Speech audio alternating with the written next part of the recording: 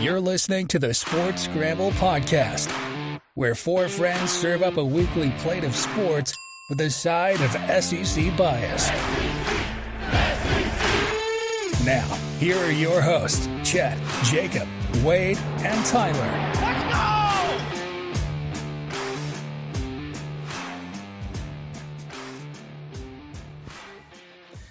Welcome in, everybody, to a special episode of the Sports Scramble podcast, episode 100. We did it. Ooh. We did 100 episodes. Where's the balloons? Where's the balloons? We need the balloons popping up. We should have had one person hold up a 1, one person hold up a 0, and another person hold up a 0. But we're not that coordinated. Well, you could have told me this like 3 seconds ago, right before I started, and we could have drawn out on a paper or something to have it done. I had it in my head last week, and it popped back in right before we went live. Come on, Wade. Come on. We got 3 of us. Jacob wasn't able to join us tonight, but stay tuned for a special video coming out Wednesday this week on our full Masters preview, where we break down best bets, storylines, all the fun stuff. And of course, we'll give a little preview tonight. But Wednesday over on the YouTube channel, make sure you hit subscribe so you don't miss it. And you can get all of our Masters intel. We'll actually have somebody who's been to the Masters on the show. So we'll ask Wade a couple questions when we get to it.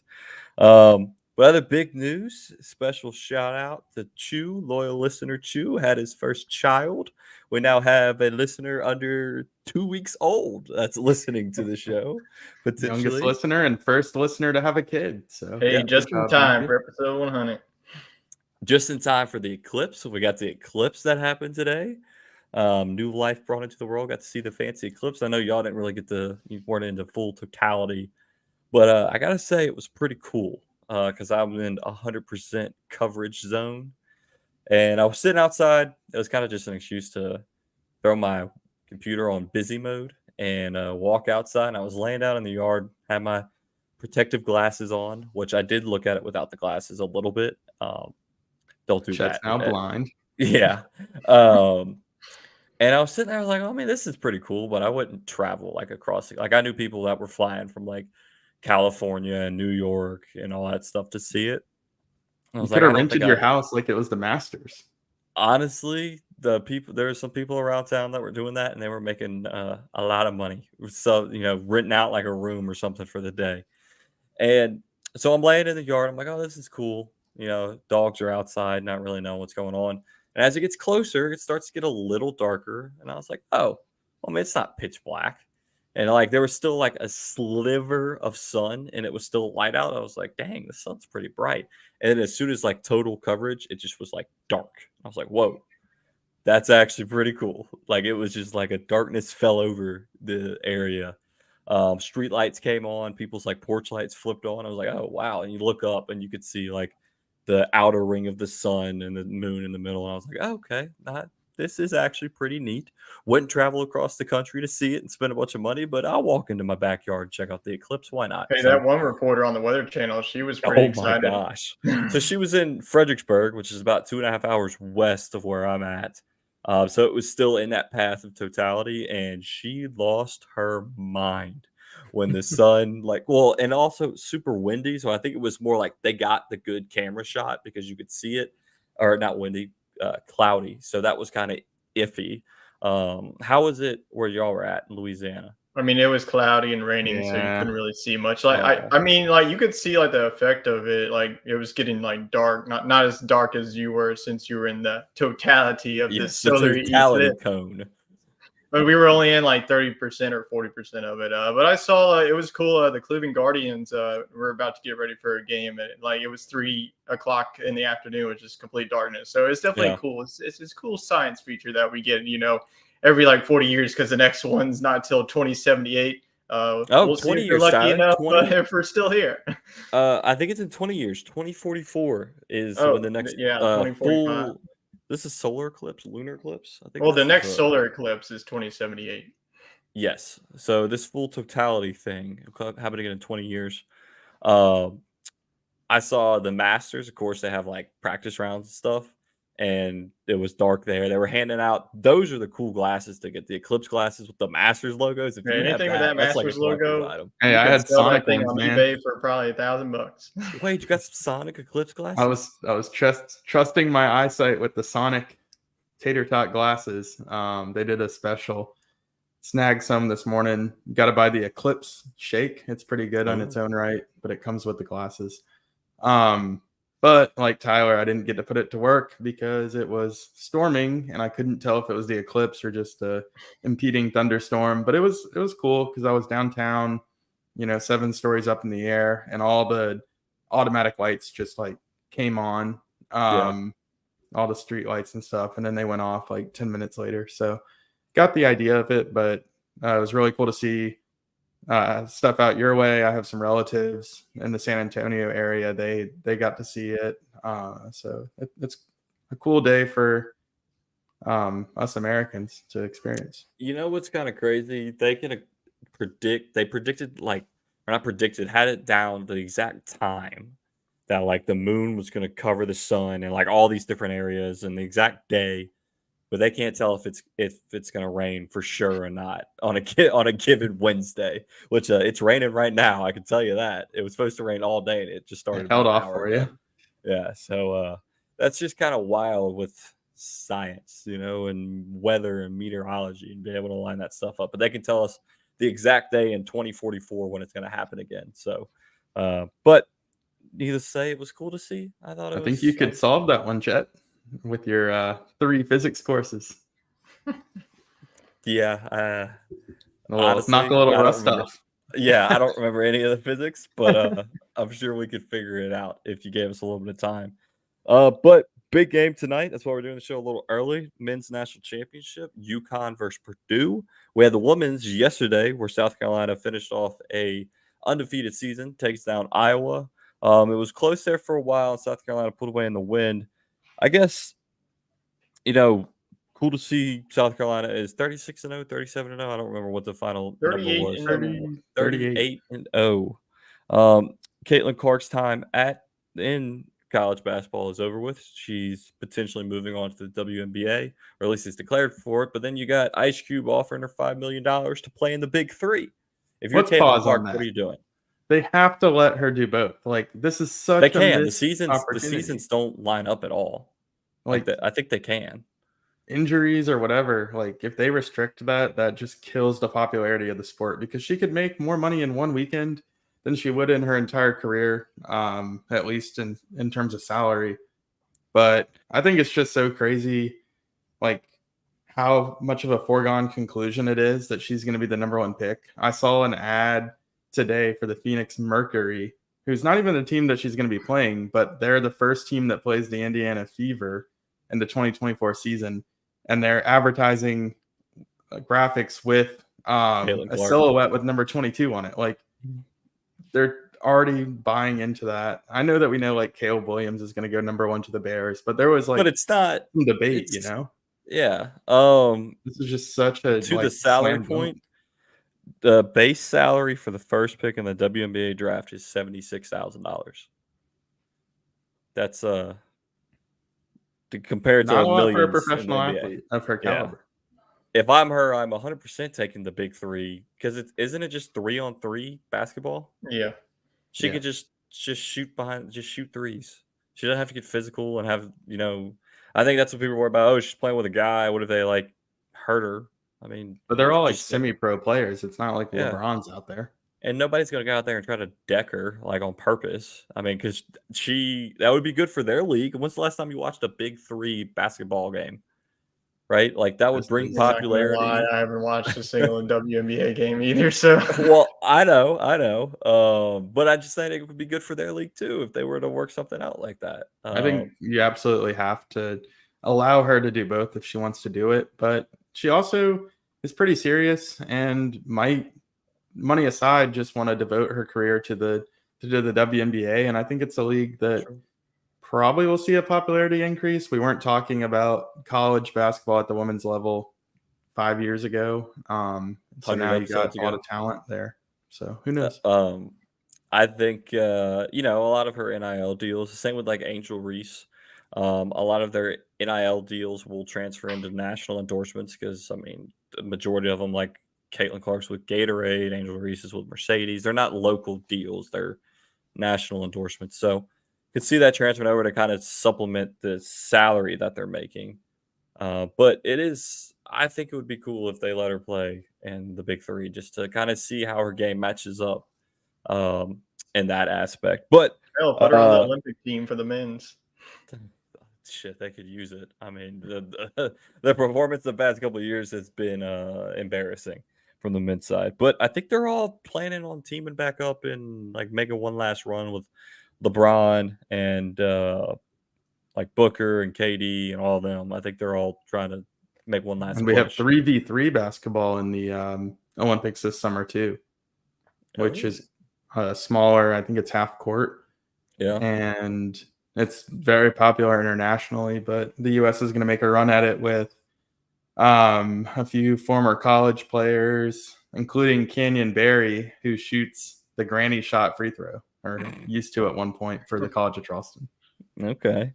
Tyler, it'd be like playing in the neighborhood back in 2K. You pull up, it's 3v3, and you got some dude doing like crazy windmill dunks on you in the Olympics. But men's championship tonight, UConn, Purdue, the 2-1 seats. You fill out all these fancy brackets, and it's still number one versus number one. Of course, UConn won it last year, trying to go back to back. Did they play Purdue in the finals last year? No, it was UConn and San Diego State last year. That's right, San Diego State. Purdue got bounced in the first round. Yeah, they lost to Fairleigh Dickinson. Yeah, so they're trying to pull off 2019 Virginia, pretty much. Okay. Who do you got, Tyler? Who you got for the big game? Yeah, I'm done down this team. I mean, I was trying to be all fancy with my bracket, take UConn to not go far, but I think that they go back to back. I mean, Dan Hurley's one hell of a coach. There's been some rumors about him going to Kentucky. I don't see it. I think that Connecticut's going to win this ring for him, and then you'd be like, all right, here's your check, write whatever amount you want on it, and you're going to stay our head coach. But I think just too much depth that UConn has. I honestly feel comfortable on the betting side taking UConn -7. This has been a team that's really like they played the only team that's played them close the whole entire tournament was Alabama, and that came in the Final Four. And Alabama was shooting like 70% from three in the first half. I know, Zach Edey, he's going to have his fair share. He's probably going to get 20-plus points, but I just think that this has just been UConn's year. They've pretty much been wiping the floor with every team that they played against. So I think that UConn is the first team since 06-07 Florida to go back-to-back. So give me the Huskies out of the Big East to win it all. Got one for the Huskies. Wade, what you thinking? Yeah, I'm going to go with UConn as well. Like Tyler, I doubted this team. I doubted both teams. I had Purdue losing, I think, in the third game. But they really just looked fantastic against NC State. And defensively, they look better than they have all year. So I think we'll see a lot of offense tonight, though. I do think the winner eclipses 80 points. But, yeah, I think that Connecticut takes it. I think Connecticut wins by double digits. I'm going to give them at least a 10-point win. It took me a second to realize you said eclipses 80 points. Oh, you little Maybe I should have titled something about eclipse then. I told you to. We get some crazy weather people in here. You can make that one into a short and get it up tonight. Yeah, eclipse. We'll see if I have enough time. 40 minutes. Yeah. Mine, just because our boy Matty Ice is the last survivor, or he's in a survivor's pool, right? It's him with Purdue, and 7 other people have UConn. If Purdue wins, he takes the whole pot, and it's a large sum of money. So I'm riding with Matty Ice, and I'm going with the Boilermakers to get the job done tonight. And then our challenge, if Purdue wins, it will either be Matt Melanson or Matt Jones, and if UConn wins, it'll be my wife Elise taking the cake. So we got a lot on the line in that regard. I mean, got a lot of line, just nothing prize worthy, just all bragging rights. All talk. We should give him number one pick in our fantasy league. Whoever wins it, For basketball talent in a football league. I don't think Cameron would be ultimately pleased with that. But maybe whoever wins, they get a spot here on the show. I think that. Oh, here we go. To discuss time. Yeah, we'll have him call in to discuss. There he is now, Matty Ice with the Let's Go Boilermakers. Hey, boiler up. Boiler up. So we'll see how that shakes out. Let's talk Coach Cal leaving Kentucky, going to Arkansas. That news kind of broke late last night. Kind of surprising, to be honest with you. I know Arkansas had its ups and downs this year. A lot of locker room drama, to put it PG. What do you think about that move? Yeah, I was like going through Twitter last night, and it started like there were some rumors out of the Kentucky, sports media that there were some rumors that Calipari was in contract talks. Just like last week or 2 weeks ago, I believe Eric Musselman accepted the job to be USC's head coach. So this is what really started. So you really go down the list.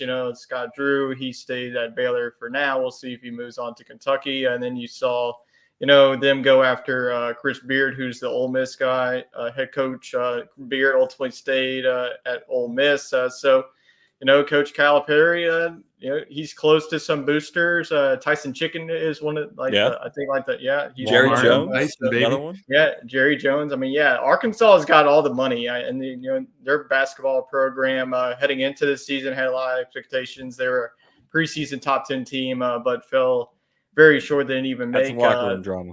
That too. But I think that this is a terrific hire. I think that Kentucky ultimately didn't want to, fans were kind of getting annoyed with him, especially after another first-round exit against Oakland.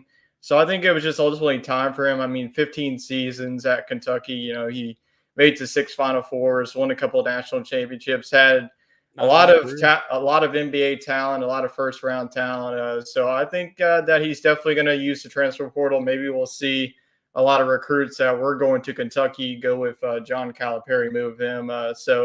The SEC, this is definitely a basketball conference that continues to improve every year. We saw Alabama be the team of representative. Tennessee was good this year. Auburn was supposed to be good until they choked away a deep run with a talented team. Then you have, with next year, you'll be having Texas and Oklahoma joining the conference. Oklahoma is a couple of years away. I believe Texas is more closer to them. But I think that, Arkansas having John Calipari with that amount of NIL money that they have with those type of boosters, I think that this is John Calipari is going to wake up a sleeping giant. I would not be surprised if we see Arkansas win a national title sooner rather than later. I saw a tweet today that said Jerry Jones is doing more for Arkansas in the free agency market than he did for Dallas this year. That's true. That is true. Did y'all see the video of him walking his dog in a stroller? And the reporter asking, it's like, are you on your move to Arkansas? Blah, blah, blah. Like asking him for a comment. He's like, come on, man, I'm walking my dog. And everybody was like, what dog? There's no dog. And there was a dog beside him if you continue to watch the video. Okay, I didn't catch it all. But I think the dog was in the stroller at one point during that walk. Okay, who's taking over Kentucky? Will Wade? Nate Oates. I saw he turned it down. I think they are going to, go after Dan Hurley, but I don't think that he's going to go. I think that another name looked after would be Scott Drew. He's been at Baylor for who knows for how long too. Hey, Matt McMahon, you can have him.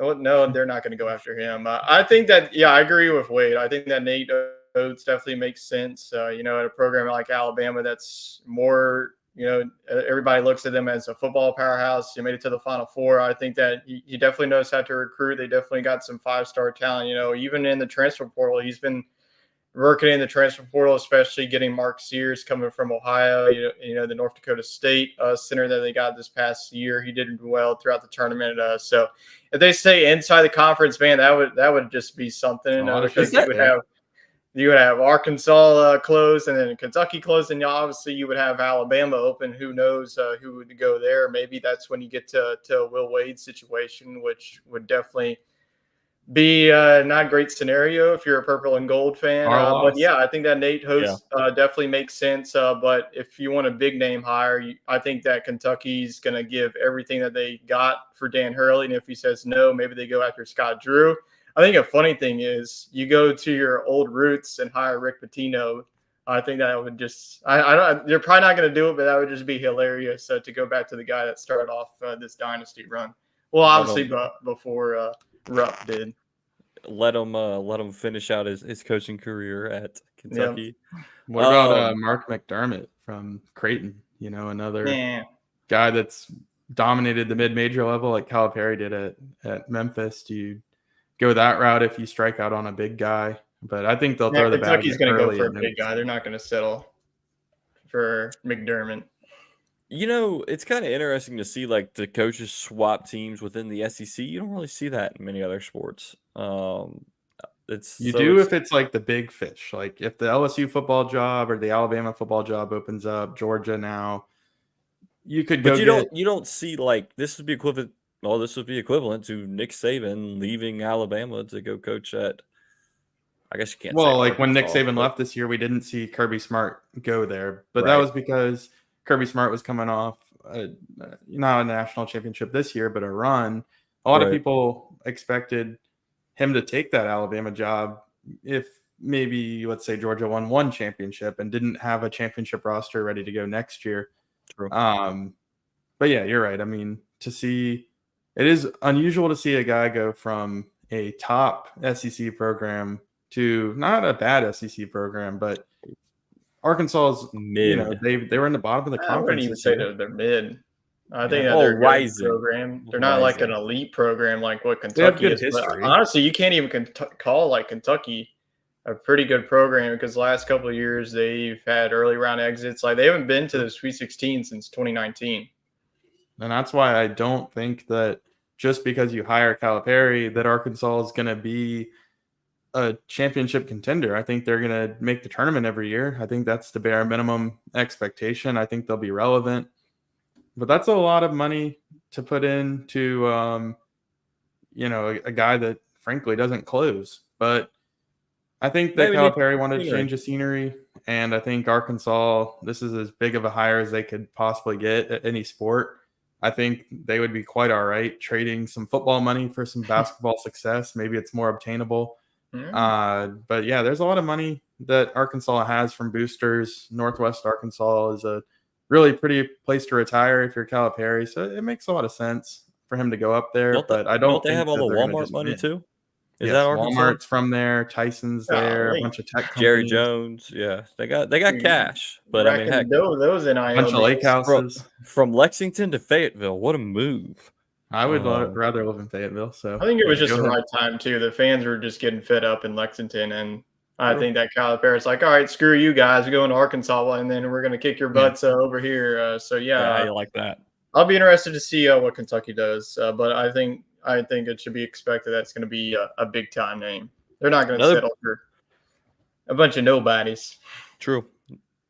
Another big decision. Bronny James is transferring and entering the draft at the same time. I think this is a loophole that he puts his name in for the draft so he could work out and kind of get evaluated, but then also enter the transfer portal to maintain his eligibility. With that being said, do you think a team grabs him in the draft? Because obviously LeBron James is on a year-to-year contract and the end is near. He still obviously is a higher caliber player that could lead a team to a championship that has the right pieces. Do you think teams are grabbing Bronny James to get the chance to have LeBron join their team? Absolutely, because I think that's exactly what LeBron's going to do. I think that he's going to want to play a season or two with his son and then call it his career. I think that's his been playing for a long time. So whether it's the Lakers or somebody else, we'll see. I just don't think that Bronny James, if you really look at all the the draft prospects this year aren't really what you call great. So I could see him be like a second-round pick. I don't think that he's going to sneak into a first-round pick. I mean, he definitely has some talent, but he hasn't shown it at USC. He's been dealing with some injuries there. Whether he goes to the draft, but I think that if he does get drafted for whoever it is, you can darn well scratch it up that LeBron's going to be like, all right, see ya, Los Angeles. I'm going wherever Bronny James is going. I think that's really been his plan the whole entire career. So I think wherever Bronny James goes, LeBron follows. Hey, love him or hate him, I gotta say it'd be pretty cool to watch That would the be. two of them play together in the NBA. I mean, you look at like Griffey and Griffey Jr. and baseball. Besides that, this would I mean, I don't know off the top of my head. Would this be the first ever father-son duo in basketball? You obviously can't do it in football. There's just like no way unless you're like a I kicker. can't think of any. Yeah, I can't think of anybody. But I think it depends if LeBron James Jr. or Bronny, whatever his name is, wants to have a college career, or if he just has this mutual goal with LeBron to play with his dad. If the goal is to play with his dad in the NBA and he doesn't care about his collegiate prospects, the easiest way to control it would be to enter the draft and sign as a free agent, an undrafted free agent wherever LeBron goes. That's true. I don't know if he merits being drafted or not besides his name. But I think what he probably should do is go to school and make a name for himself a little bit. So it's not always just about what his dad did. And somebody will give LeBron James at 45 years old a shot. Like, he's the best we've seen in quite some time. I'm not going to argue if he's the best ever or not, but somebody like the Tampa Bay Buccaneers did with Tom Brady will say, he's still got one left in the tank. Got one left with you. We're going to take your son as a free agent. So I just wouldn't rush it. I mean, he didn't have that outstanding freshman year, but if they want to get this NBA show on the road, I think the best way to do it would be to enter the draft, go undrafted, and then somewhere that has a lot of cap space to pay his dad, go ahead and sign an undrafted deal. Yeah, I mean, and there's not even a guarantee he gets drafted. I think the undrafted deal would probably – they could pick where he went in theory to where LeBron could go, because teams are going to want – I would imagine LeBron probably is not looking for a huge deal at this point in his career. He's just looking for a chance to play with his son. So it's a package deal there. Cleveland Part 3. That would be something to finish that would be where it all ended. to see somebody come back 3 times. Yeah, and then he's got his son with him. Goes back to Miami. I mean, I don't think the destination would matter as much as the just the opportunity, and it would have to be somewhere that could pay LeBron and land his son. Yeah, well, we shall see. When is the NBA draft? Anybody know? It's this summer, right? I think it's in June. Yeah, it's in June. We got the NFL WNBA draft is like the WNBA is next week. Yep. Thank you. On Monday, the 15th. And the NFL draft is in 2 weeks. Yeah, Wade will be on the Belly Up show for the Saints pick, potentially. We got that penciled in. Did you see? Oh my gosh! Did y'all see Malik Neighbors and Jane Daniels was on Instagram live call? There's been like some rumors, like Jane Daniels, like, man, why is everybody talking about you, Malik? And he was like, I don't know. They got to pick somebody in this draft. And then there was a commenter that said Brian Thomas Jr. to the Saints, and they both laughed. I laughed too because I did not want to play for a bum quarterback like Derek Carr either. That's the state of the Saints. When you got 3 first-round picks laughing at the potential of one of them getting drafted to your team, that should be a wake-up call that you got a real problem. I'm about to just move to being a Houston. The Saints don't care. I have cut ties with the Saints. Give me Diggs, give me Nico Collins. Hey, it's all a bandwagon. Don't worry, Chet. You can do that. That's fine. I did it with the Bengals. I live there now, so I feel like it's okay for me to switch. And the Texans have Joe Mixon too. I mean, that's going to be an offense this year to watch. Good year to switch, baby. I'd stuck with the Saints for 1 year for the Derek Carr experiment, and I'm done. I'm done. It's all entertainment being there. Like, it's just going to be tough. You got to be entertained. No sense in not being. Exactly. And I'm going to watch the Texans because that's what's going to show on my TV. I mean, I'm in the area. I'm not blacked out. You're not in the Dallas zone? It's in the middle. They're both about equal. Shoot, I'm in the Dallas zone. They put on every Cowboys game over here. America's Dallas zone. Yeah, America's Dallas zone. Let's get to some hidden gems because I mentioned blackouts, and I want to give you all my hidden gem first. Not a good gem, kind of a bad gem, right? So I saw on Twitter Chicago White Sox fan enjoying saw the this. nice game on a Saturday afternoon. It says, "Oh, I'm going to go get a hot dog, maybe a Coke, maybe a cold beer. But I don't want to miss any action. Good thing they got TVs above the concession stand. Get out of my seat, walk on back in between innings. What? Blacked out. I can't even watch the game while I'm ordering a beer. You're in the stadium, and it's blacked out. I mean, the MLB has got to figure this coverage issue out. But I saw that, and I was like, I got to bring that up for Hidden Gem. About the White Sox, I mean, Garrett Crochet, that man has been absolutely dealing for them. They just got to hit some run. They just got to score some runs. Well, I mean, that's they're one win. Boy. Yeah, hometown boy right there. Hometown boy. I didn't. Y'all were doing the show last Monday when I was in Houston. Couldn't join. Watched the no hitter. That was cool. Nice. Don't even remember the guy's name, but 8th major league start, throws a no hitter. There's a Hidden Gem too.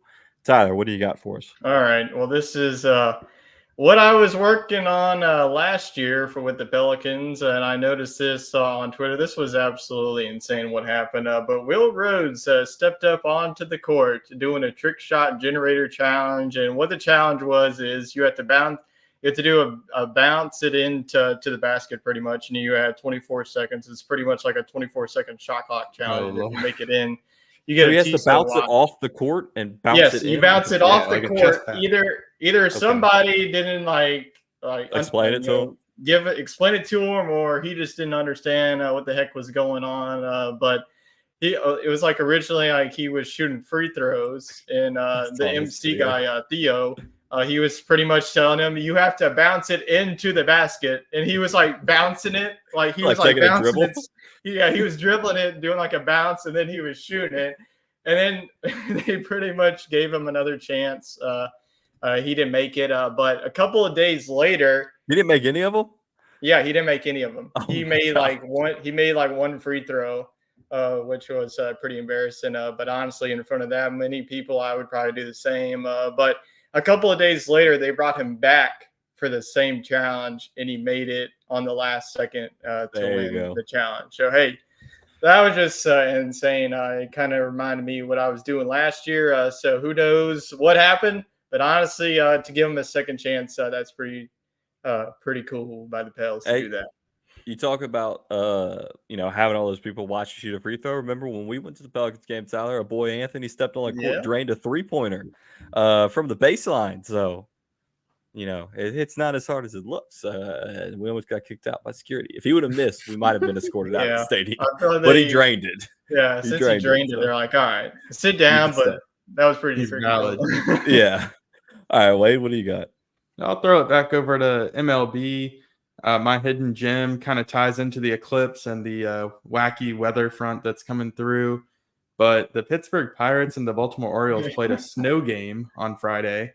It was a downpour of snow, a blizzard, and they had also had a bunch of rain preceding the snowstorm. So I'm going to butcher this, but the Allegheny River in Pittsburgh, that both the Pittsburgh Pirates and Steelers Stadium sit on, was flooding over the levees. And as you know, PNC Park sits right on the river, but it was literally riverfront because the water was reaching the concourse. So pretty much any home run. They still played the game? They played the game. There's snow. The stadium's about to flood. I was just waiting for it to just burst through the outfield wall, Hey, the Paul Skeens, watch out, buddy. Get off the. I know he's not in Pittsburgh yet. Hey, he could stand up in that flood water. He had a heck of debut in Indianapolis. That's all I know. Yeah, I mean the numbers. I don't think he was under 100 on any of his fastballs. That was. We miss you, Paul. Yeah, we miss you, Paul. We do. Yes, as LSU fans, miss you big time. But anyways, it was an interesting environment for baseball. We'll talk about that reason why baseball should only be played in domes and the South and out west until May. I like it. So you mentioned baseball. One thing I wanted to discuss, the rise of pitcher injuries that we've seen so far. Spencer Strider, I think, is it confirmed that he does need Tommy John? Did I read that correctly? I mean, they put him on the 10-day IL for now, but it's just a formality. He's going to be out for the year. Framber Valdez was clutching his elbow today during warmups. Garrett Cole's out currently. Out for the season with Tommy John. Yeah. You got old man Justin Verlander's out for who knows how long. And I think he's hurt every year. I think you can. I think he's rehabbing That's now. his age. Yeah, he's actually pitching down at the Space Cowboys. Space Cowboys. It's a miracle that he's been able to pitch for like 20 years. Yeah, whatever he's on, I think him and Aaron Rodgers might be hanging out together. But what I want to ask y'all, and I've seen this argument on Twitter, was the pitch clock. I think the MLBPA came out and said something about this. The pitch clock is what they believe is leading to the majority of these pitcher injuries. You think there's any truth in that? It could be. I mean, you are telling the guys to exert more on their bodies in a shorter period of time.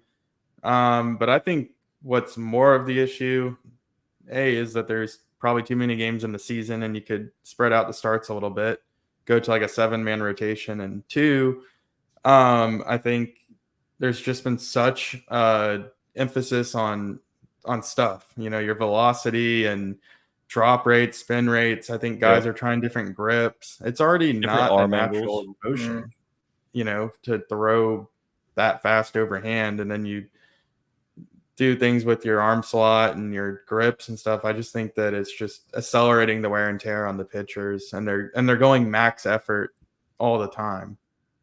I did see a side-by-side of Strider and Nolan Ryan. Ryan's very over the top, kind of a traditional pitching method. Strider's more in that 3/4. His elbow, which you can't really see it on the camera because my camera's zoomed in on me, but it's like almost at like a 75-degree angle, like sidearm but overhand, and that's obviously a big factor in an elbow injury. You see it all the time when I played, but I guess there could be. I mean, there wasn't a pitch clock beforehand, but it's not like they were waiting that long in between pitches. So I don't know. It's kind of an interesting statement for them to come out and say that the pitch They'll clock. blame it because that's the new thing. MLB's control, but they don't want to blame all of the new mechanics and stuff because that's how they're making their money, by throwing 102 miles per hour. I saw a satirical thing though, that if they took one of his muscles out of his ass and put it in his arm for Tommy John, he'd come back to throwing 200 miles per hour. He probably would. The man's got a dump truck back there. I mean, he's not missing leg day. I can promise you that. But just the number of injuries. I mean, I think it was almost doubled at this point in the season. The total amount of arm injuries they had last year in terms of Tommy John is. And this may be completely out of left field, but it's doubled at this point of the season. Oh, it's horrible for the game. Yeah. Not have your and best even players. At a college level. You look at a college level, I mean, the majority of these young pitchers, they pitch their first year about half the season, and boom, they're out with Tommy John. And it really puts back the team's perspective, like especially with the Guardians without Shane Bieber. It's honestly, I know that the division is wide open itself with with the Twins and the Tigers pretty much. But yeah, I think without Bieber, the Guardians, they got some fire. Already throwing the towel in April. Yeah. It's like only the first week, and this is a team that might have to look somewhere else. Speaking of first week, fantasy baseball season, you, Wade, and Futch, y'all got a little league going. A little hurt I didn't get invited, but I probably wouldn't have paid attention to it anyway. It's way too much for me. Very spontaneous. We did it about 3 minutes after the show last week. Yeah. Tell me about that. What's it look like? Who's going to take the cake?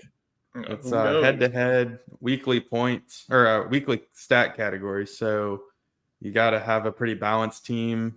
It has pitchers and hitters. So we're playing in the Seattle League because we drafted so late. That's the time zone of people that were doing it. It was just auto-assigned by ESPN. So it's not just the three of y'all. You're in it's you're in like a full-blown one. Yeah. Okay. It was like a public league, but they name them after different Seattle people. Yeah, it's just like fantasy football. It's not like, hey, they're drafting in Seattle. They just name it after the organization, like the MLB organization. I see. But since we were drafting at 10 o'clock Central, it was like that's like 8 o'clock. Went with it. Yeah. So y'all are hanging out with all the people sipping Starbucks, watching baseball. Okay. Yeah. But we all drafted pitchers that are now out for the season. So this is just no. My team's still kicking. Okay. Well, You talking I about? got Justin Steele waiting in the wings, but Valdez is about to be out for the year. So, That's no but fun. yeah, it'll be cool to just we just like to follow the stats throughout the season and Easy way to see do it. what the up and coming. I'll at least keep players up with are it like. until fantasy football season, and then Yeah. I'll be checked out. Last year I played in one that cut off on Labor Day, which was great because it gave me a little entertainment, followed baseball, and then I just hit football hard, Well, there we go. Ellie De La Cruz just hit a nuke, so there we go. Points for Good TT. for Tyler. Good for Tyler. Let's get to our dog of the week.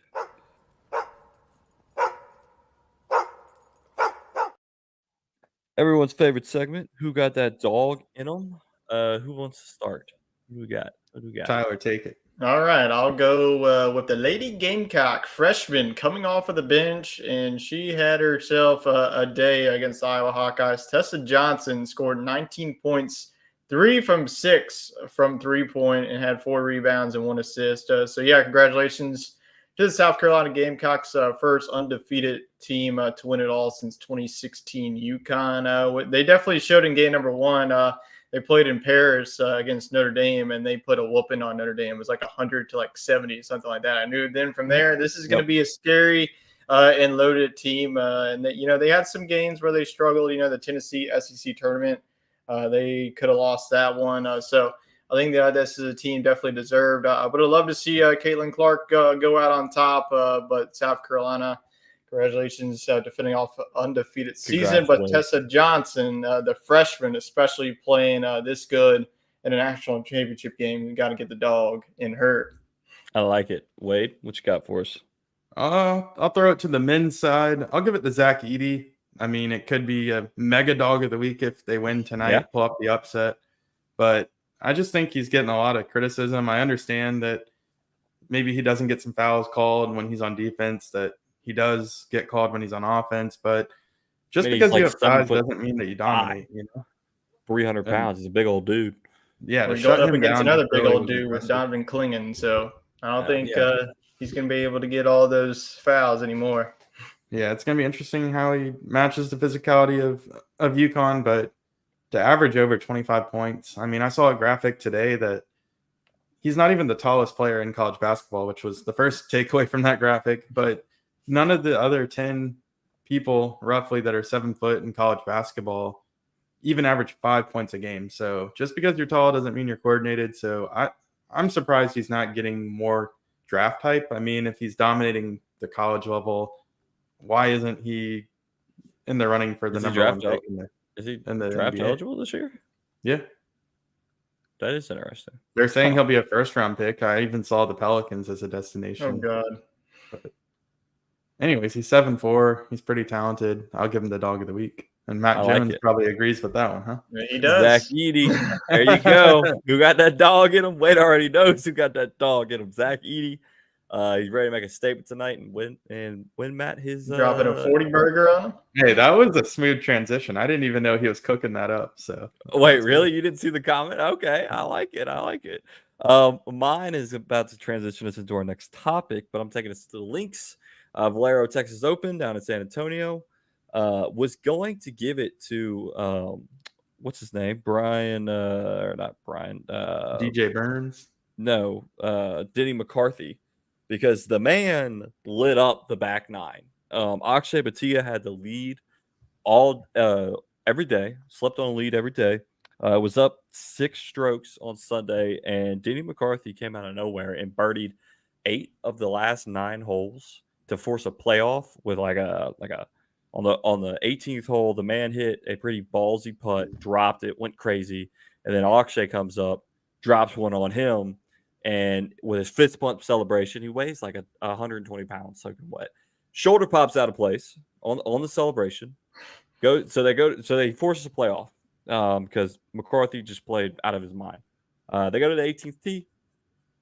He hits his tee shot and he's calling for his trainer. This is Akshay Bhatia, who is my dog of the week, by the way, just for winning the tournament at 20 under and winning the playoff. Calls for tape. It's like, hey, I need some tape. My shoulder popped out. Trainer comes out, tapes him up. In the meanwhile, Denny McCarthy's hitting his approach shot into the green. and chunks it into the water. You've got a PGA Tour player who shot a course record, and in the playoff, he chunks a 100-yard wedge shot into the water. So, for all the listeners, don't get so upset at yourself next time you chunk a wedge shot. It happens. Remember that in 2 weeks. Yeah, when remember that in 2 weeks. Come back healthy. Akshay gets taped up, puts it on the green, makes the birdie putt, takes the tournament at 20 under, and gets himself into the Masters this week. He has won before on the tour, but it was 2 years ago. He's only 22 years old, which is crazy. I mean, he couldn't even rent a car. He has to rent a U-Haul truck to drive around when he can't fly, and gets himself in the Masters this week. So he had his fiance there who actually caddied for him on some of the Corn Ferry events. I think the one that he won to get himself tour status was the one she caddied. So cool story, feel good story to see Akshay Bhatia at 22 years old, one of his second PGA Tour event to be playing in Augusta. But like I mentioned, that foreshadows our next topic, with that being the Masters, everybody's favorite week of the year. Do not disturb on my computer all day, every day, Thursday, Friday. I'll actually be playing golf Friday, so maybe I'll have it in the cart. But Masters picks for a full breakdown of the storylines, the live drama, favorite bets, things like that. Hit the subscribe button, because we got a video coming out Wednesday with Futch and I where we give all of our picks and some of the storylines. But for this segment, we're going to do Masters picks. Cannot be Scotty Scheffler, because he's the odds-on favorite at plus 40. I think he is the second highest odds ever to win it, second to only Tiger Woods, who I think in his prime was plus 300, if I remember that number correctly. So we're going to give a favorite and a long shot that is not Scotty Scheffler. So, Tyler, take us away. Who's your favorite? All right, give us the favorite to be Brooks Koepka. He was very close to winning it last year. Yep. Before Sunday just didn't go his way. Last year, John Rahm won it, correct? Yes, that is John Rahm. You are correct. Well, it's going to be back-to-back live players, technically, since John Rahm is now on the live. So I think that eventually a live player is going to win a major. I think it's going to be sooner rather than later. So I think that Koepka, whenever it's the majors, it's just something about it. He just turns the switch on. So I think that this is going to be it. He's at plus 2,000. I think that's great odds for a player of that caliber. So give me Brooks Koepka to win the Masters and get that little green jacket on him. I like it. Wade, what are you thinking? Well, to Tyler's point, I mean, yeah, you got Scotty at plus 450, but then it jumps automatically into the thousands for the next closest player, and all the way. You can't even get out of the top 10 before you're in the 2,500s, 3,000s range. So I think it's anybody's game. I'm actually going to go with a little bit of a long shot as my winner, and I'll go with Victor Hovland. Ooh, I love it. But then I'm going to give you even more of a long shot here in a minute for my outright winner. But the odds, you could make some money off this, because, I mean, the odds are really high. It's very hard to pick a golf winner. That's why I always sprinkle a little bit of cash on Scotty. You just put $2 on the winner, and then 10 on like a top 25. You can make money. Yeah. Well, on Wednesday's show, I'm going to have my famous top 10, top 20, top 40 parlay that seems to do okay in majors. So I think I'm like batting 500 with that. I like Victor Hovland. We swing the same driver, so that's good. Ping. It's a great tool. I'm going with another live guy. Got in on I guess you could call it a sponsor's invite. Augusta invited him. Joaquin Niemann. He's won 2 live events so far this year at Jeddah and Mayakoba, and also had a top 5 at the Hong Kong event. I watched him. I think it was last year or maybe 2 years ago. He was paired with Tiger Woods, and he was top 10 going into the weekend, and it kind of fell off. It was actually his first Masters that he was there. So I feel confident if I'm picking somebody, he's plus 2,800 other than Scotty. Neiman's somebody I'd spring a little cash on. So long shot bet, Tyler. What do you got? All right, I'm picking a guy that through full swing I became a real big fan of, and that is at plus 1,300. He had an illness, and he had to overgo the 13,000. 13,000. Whatever Okay. you want. Gotcha, It's a long shot. That's all you need to know. It's a very long shot. That's all I need to know. He's just above Tiger Woods. Actually, Tiger Woods is below him.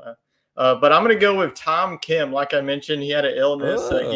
He had to. He only played a couple of holes. The illness at I think it was like the Players Championship. So that was. So I think that there's a lot of motivation. You know, he missed out on a big opportunity there at TPC Sawgrass. It's a new weekend. He had his debut last year. I can't remember. It's been quite some time since I watched Full Swing. But I think that he was in like the middle of the pack. But I think that this could be the year that the young fella can win his first major here on the PGA Tour. So give me Tom Kim as my long shot. I like it. Wait, what's your long shot? All right. I'll meet in the middle. I won't go to 13,000. I'll go with Jason Day at plus 7,000. I don't really know how he's playing this year, but this is just always a name that you see, I think, in the top 10 of the Masters leaderboard. Yeah. I'm reading right now that he finished tied for third in 2013 and then got second in his first ever Masters in 2011 and got fifth in 2019. Right? So a guy who's on the end of his career but has gotten so close, you know, maybe he breaks through and gets it done. I would say end of career. He's still got a couple good years left in him. He signed that new and I mean, it's golf. You could keep playing forever, but you kind of fall to irrelevancy, I feel like, at some point. He was hot last year. He was hot last year. I remember Jason Day. He was on our top 10, top 20, 40 bet last year. And I mean, it looked like Sergio's at like 15,000. I can't remember who let us down. It was probably Max Homa. Probably was Max Homa, honestly.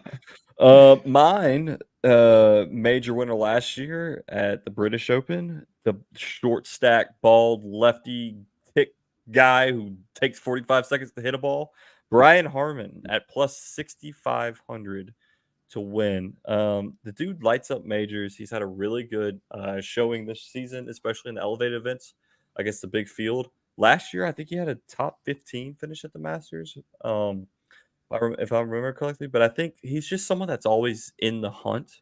And maybe this year he gets done if you're looking for maybe not as long as Tyler and Wade. Plus 6,500, still pretty good odds. Hey, if you say a long shot, I'm digging through. You're digging that long shot. Tiger Woods, baby, put the money in. Go ahead. In case you're wondering, Sung JM plus 9,000. Hey, Tiger Woods, he shot a 31 today, right? I don't believe anything that fake PGA Tour account tweets. Okay, Tiger Woods is withholding sex until after the Masters, though. So that's according to TMZ. Is that a Tiger Woods decision? TMZ Sports Segment of the Week. That might be a court mandated decision. But let's do favorite food from the Masters. Wade, we're gonna ask you first because you've been there, and just for listeners' knowledge, I had the menu and it went away. Here we go. So, most expensive item on the menu is, in terms of food, is $3. You can get a nice domestic beer for $5. But sandwiches, we got an egg salad, pimento cheese, pork barbecue, Masters Club, chicken salad on honey wheat, ham and cheese on rye, and a classic chicken. And then we got some snacks and breakfast. But wait, tell us what you're just looking at this. Like, you could buy the whole dang menu. Would you even spend $50? I don't even if you spend $20 on all the food. Like, golly, you'd be set for the whole week. You could buy every sandwich, 3, 6, 9, 12, 15, $18 every sandwich. Well, I'm talking about the whole dang menu. I think $50 could get you there. Like, I would just like go there to like do it as a challenge. Like, buy the whole menu and eat everything. And wait, talk about it. The line, there are no lines, right? I mean, it's a very free flowing. Go in, grab your stuff, and go. It's a very relaxed environment. I mean, like, there's no cell phones. It's really just a step back in time. But because of that, they haven't expanded the like audience capacity or anything like that. So it's just such a hard ticket to get that like it's one of those things where you would say, oh, I would spend millions of dollars to get this experience or whatever. But like when you're there, you could walk around with $20 in your pocket and be just fine.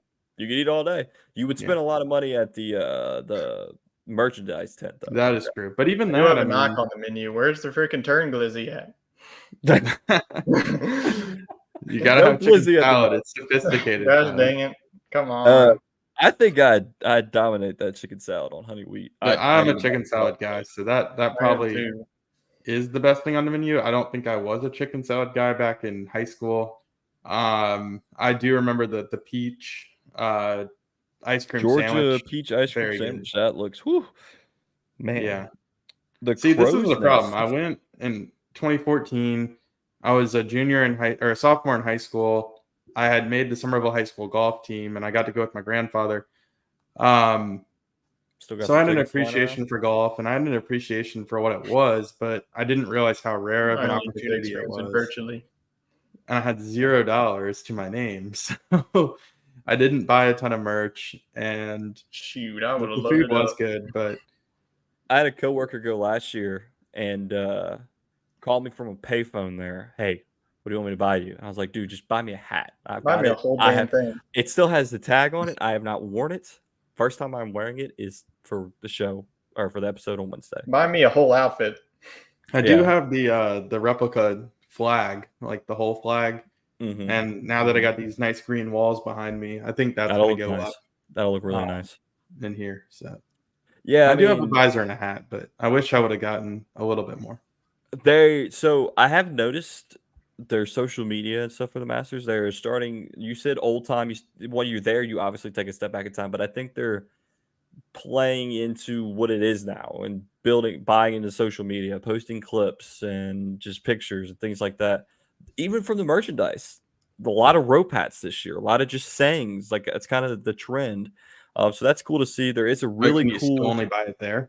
You can only buy it there. So you can go on Facebook. A lot of people just blow their bank account, buy everything there, and then resell it. Resell.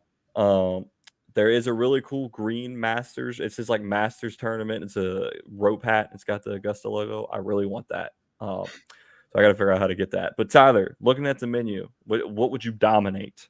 Well, shoot, what I would dominate is $3 and probably get maybe 3 or 4 because like the budget ain't breaking on this thing. I said, like if I ever go to here, I would just buy the whole menu, do a challenge, put it up on YouTube, and boom. You can't film it. Well, you can bring cameras in, but I don't think you can film. Somebody get Tyler a Costco membership so he can go dominate the food court. Dude, I gotta send y'all the sticker that my wife bought me. It says got that dog in them, and it's the Costco hot dog. It says $1.50 underneath it. It's on the back of my laptop. It's awesome. But no, I would go with the pork barbecue. I mean, usually if you go to like a Texas Roadhouse, that thing is like $10 or more. So give me that pork barbecue. I know that a lot of people like the pimento cheese. That's a popular that's menu item, but I'm not going to go with that. You never go with the popular. You go with somebody you're not going to get. So give me the pork barbecue, baby. You know, I would destroy a chicken salad sandwich. I've already said that. But I judge a golf course based on their club sandwich. It's just a little thing I do. If I've never eaten there, I always order a club. Well, I think you would be mighty impressed. Yeah, so I think I'd go with the Masters. You would probably get more than one. I probably are the serving sizes good way? Like, is this a full sandwich you're getting for $3? Oh yeah. I mean, like the value there is incredible. And I think even like the face value of the ticket is like going to they're not bad. Yeah, it's resale. It's just like and people wanting to give them up. I mean, there's like celebrities that really want to go to this and they can't. It's easier to get your hands on Super Bowl tickets. Yeah. I did see a tweet today from I think golf.com.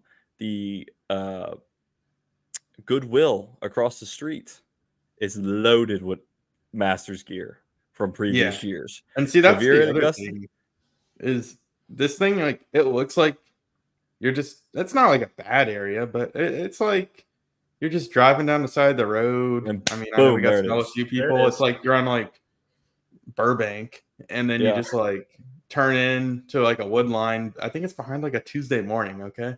And then it's like this grand entrance, and you're at Augusta National. So our boy Parth lives in Augusta now. I've been begging him for some tickets. He doesn't have tickets, but I'm sure he's on vacation this week, huh? Yeah, I told him just rent out his apartment, dude. Yeah. Just, but if he goes, he's got to get me a hat. I'm gonna hit him up for it. So we're almost to the national championship tip off. Of course, we're all gonna be watching the Masters this weekend. It's favorite golf event of the year. Just the history. Come on, Tiger Woods, do something special. I think we all want to see it. Just make the cut. That's all I'm looking for. Just make the cut. I will have a cut bet also for Wednesday's show.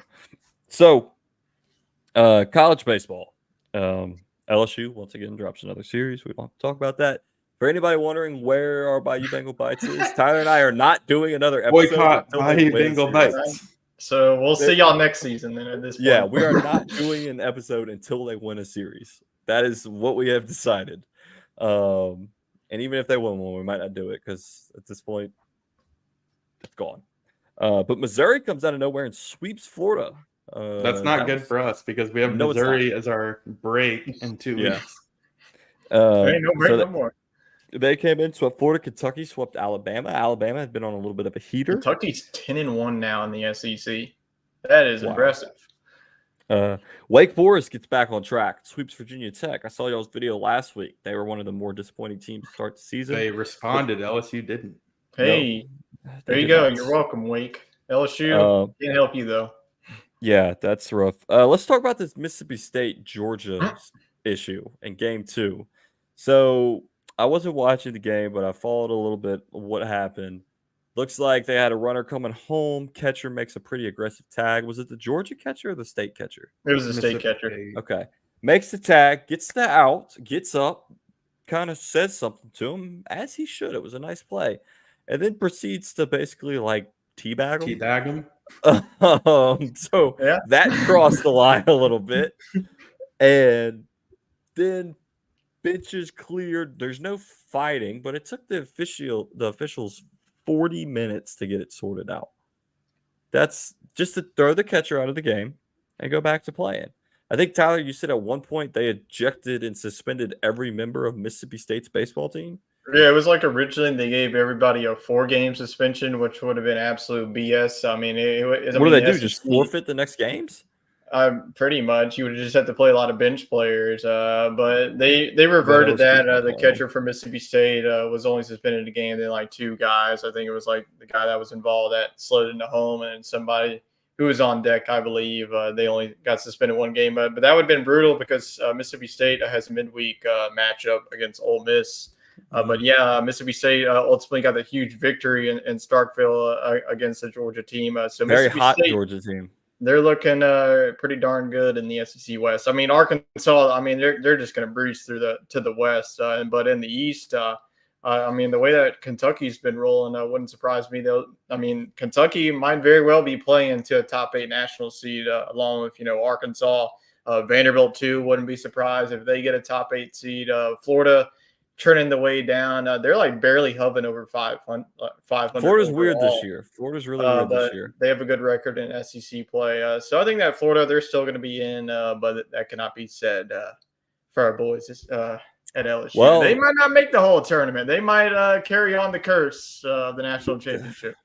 Honestly, that's what it's. But honestly, I don't give a crap. I would take. I would go ahead. I would take 2023 all over again.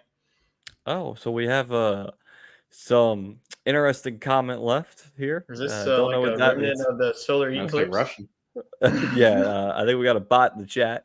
So I think the national championship curse is a real thing based on what we're seeing. But the Tigers play Tennessee this weekend. They're also struggling, but not expecting much.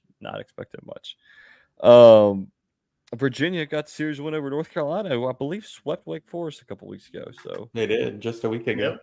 The ACC is pretty much up for grabs. And then you got Clemson, who's playing great. There's some argument that they should be ranked 1. Yep.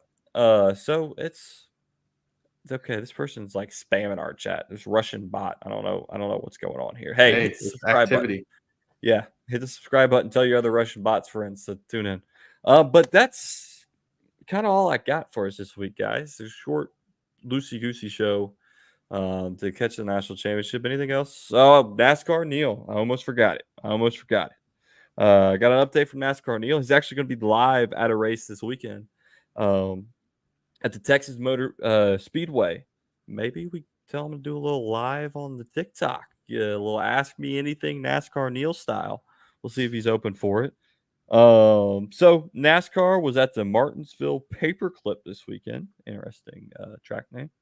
Hendrick Motorsports celebrated their 40th anniversary at the track that they've experienced highs and serious lows. Kickoff celebration, Larson wins the pole with all 4 cars starting in the top 10. He wins the stage going flag to flag. Little contact occurred between Stenhouse and Elliott on pit road, but Elliott still remains the top 5. Legato goes with 2 tires and is first off the pit road, and he dominated stage 2. With 20 to go in the stage, Hamlin gets around Wallace and makes some aggressive moves on Legato to take the lead, and Wallace then does the same move on Legato to get second place. William Bryan gets his 3rd win of the year, and Hendrick finishes 1-2-3 with Larson and Elliott. Like I said, he will be live at Texas Motor Speedway this weekend. We'll see if we can get NASCAR Neil to do some content for us over on the TikTok page.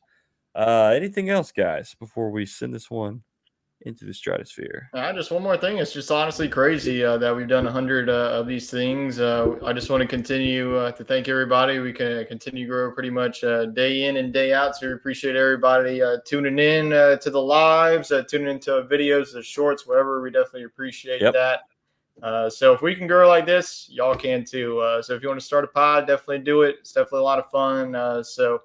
We appreciate everybody that's been tuning in, and 100 more. So we're just going to continue on doing our thing over there. Yeah, definitely. Couldn't have said it better myself, Tyler. You got 4 college buddies who wanted to keep talking sports. So if you're thinking about it, reach out. We'll give you do it tips. while you're in college, because that is biggest. Do it while you're in college, because you're living together. And you're not living together anymore. It makes things a little more complicated. You got to do it over StreamYard. So, but it's been a blast to get together every week, recap the week in sports, and keep rocking and rolling for 100 more. Almost at 2,000 subs too. So if you're watching, hit that subscribe button. Leave us a comment. Leave us a review on Apple Podcasts. We need some more reviews. We need to get back kind of on some people's page. We've been focusing on YouTube. Let's get the audio growing a little bit more. Wade, I will see you in 2 weeks in Dallas for a big golf match. Right. You got to hit the range. Yeah, we. So I think team-wise, it's going to be me and Josh, but I don't know. Josh is a lefty, so we might pair him with Futch, and then you and Futch, because Wade, you and I have not had success together, so we might have to break that team. But we'll have plenty of different games and videos, so we'll mix and match. This is y'all chance, though. I'm not there, so maybe y'all can. That is true. Tyler's not there, so maybe we could actually take Futch down. The key is I'll get to hit the day before we go play too, which will go a long way. You'll be filming though, so you can't get nervous like you did the first time. Yes, we got to get used to being on camera. So check out Josh's channel, Rising to the Occasion. We'll be putting out some golf videos with him. With that, appreciate everybody tuning in. I hope you all had a wonderful eclipse of a day, and we hope you have a wonderful week. Go Boilermakers.